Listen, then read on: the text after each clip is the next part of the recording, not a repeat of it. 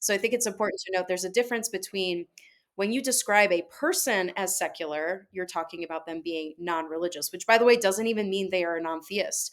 The one third of Americans who are religiously unaffiliated, they're not all atheists.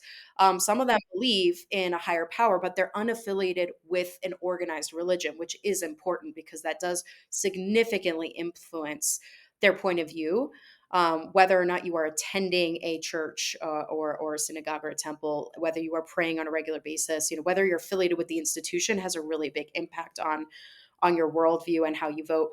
Um, so the unaffiliated encompasses everyone from the folks who are self-identified atheists and agnostics and humanists to folks who don't believe in God, so by definition they're atheists, but they won't use the label, to the spiritual but not religious folks, and the believers who do believe in gods, but they are not affiliated with religion. That's the whole bucket.